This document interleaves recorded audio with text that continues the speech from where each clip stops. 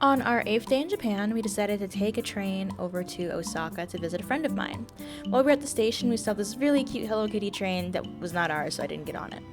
After arriving in Osaka, it was a lot of construction on the station that we arrived at, and of course, the first thing that we did was see a ginormous Ferris wheel, and we were like, yes, we have to go to that.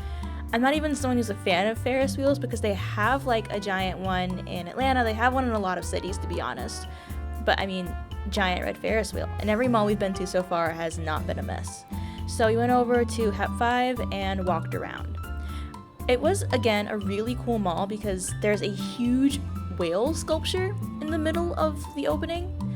And I absolutely love that. Like, the malls here are so tall instead of wide. And I just love the integration of the malls into the city. They don't stand out except when they do. When we made it to the top of the building, which was like 7 floors, and it wasn't completely finished because there was an area on the other side where the food court was supposed to go that wasn't open, we got tickets for the Sky Ride, went ahead and paid, and it took about 15-20 minutes to do an entire circle. Each side of the car had a little see-through sticker showing what you were going to see on either side, so you could actually point out landmarks, which I found really, really useful because obviously for me it was just like, wow, cool buildings. I really enjoyed this ride a lot, especially because it was a nice moment to get some time off of our feet, because you don't realize exactly how much you're walking until you're like 8 days into a trip to Japan and your feet are killing you. And I'm a healthy person, like I hike and everything, but Lord, we were walking like 10 miles a day.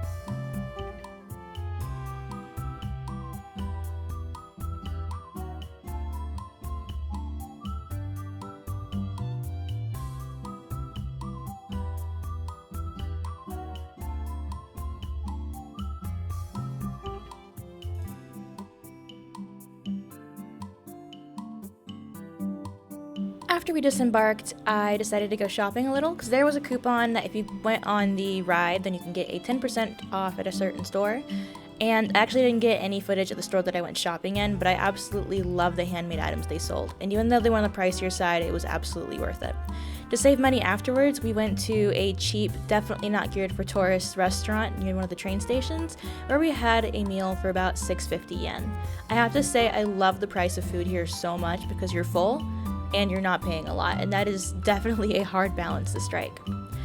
Afterwards, we started walking towards the palace, which was pretty far of a walk. I think it was about 20 minutes. It wasn't too horrible, but again, with your feet hurting on 8 days of Japan, everything feels a lot longer than it used to be.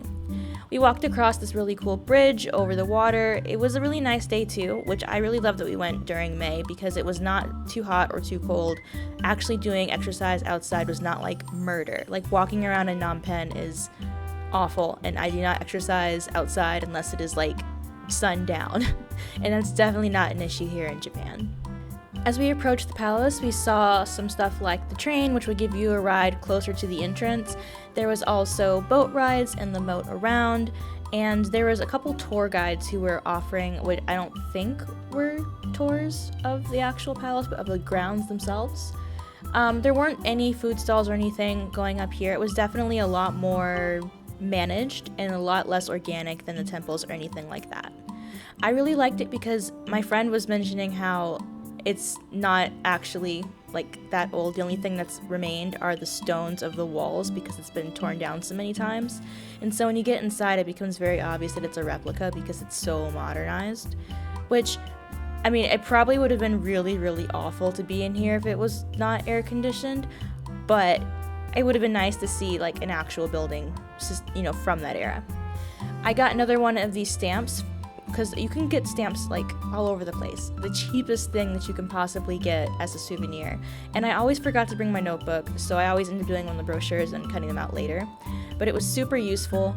After we went through our tour, we went to the shopping district where obviously we had to find the best food, the ones you see on TikTok. And yeah, we again made the mistake of eating too quickly because the food always comes out super duper hot and super duper fresh. So we're stuck holding food for like a good 10 minutes while it cools down and we wait to eat it. It was really fun. I was really glad that I was able to walk through these areas that I'd seen so often online. And as we were waiting for my friend to arrive, we were able to look at a lot of different cuisines that I don't think we would have been able to try otherwise. We had the coin with cheese inside. We had so many different options, and I think that's the hardest part of this trip was trying to keep a budget on food, which is why I didn't. I kept no budget on food. I just spent recklessly on food because I figured, hey, it's a trip of a lifetime, right? Like, I'm not going to regret spending $6 on food. And I don't think I actually ever did. I super enjoyed every restaurant that we went to. Not a single restaurant had bad food. And that is something that is pretty amazing if you travel like I do.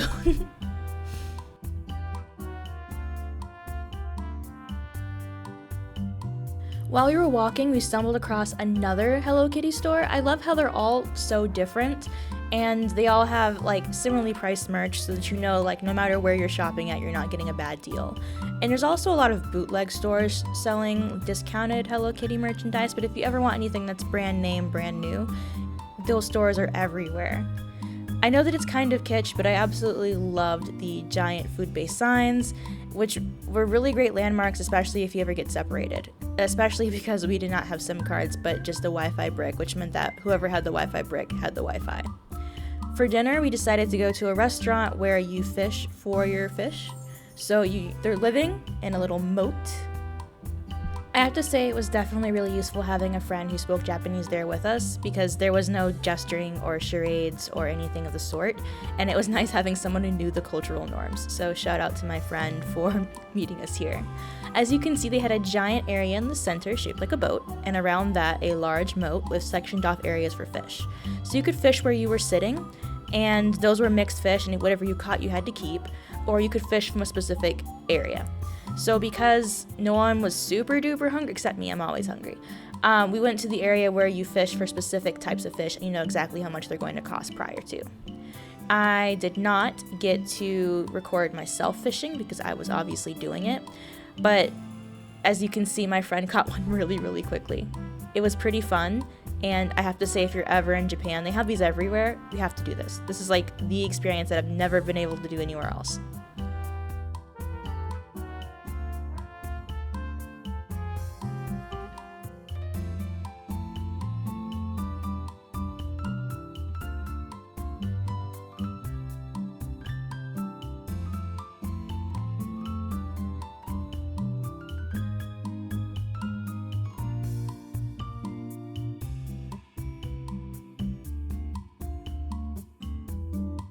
After you caught your fish, you would tell the server how you wanted it to be cooked. I chose mine to be braised and ordered a bunch of other stuff, mostly squid, because I really love squid. When we came back out, the streets were lit up and it was dark, so we wandered around town for a little bit more before heading over to another area called Osaka Shinsekai. It was another little shopping district that was really cool to walk through, although not everything was open, and of course doing things on like a random Tuesday means that you're not going to have as many options, but it was still a really nice area to explore. My friend mentioned that this is like one of the not greatest areas in Japan, and I thought it was the funniest thing to me because this looks almost the same as every other part of Japan to me. Everything looks so safe and clean. Unlike Paris, there's no one peeing on the streets, which I know it's a low boundary to cross, but like somehow they don't manage. The whole area was full of more of these giant signs of food and whatnot, very flashy. It seems like an area that's geared towards tourists, but it's really not. Like, a lot of the things that you would think that would be like, yeah, tourists, are not. Like, they don't really speak English the same way that I've experienced in other countries. But it was very much a fun experience and one that I would love to do again.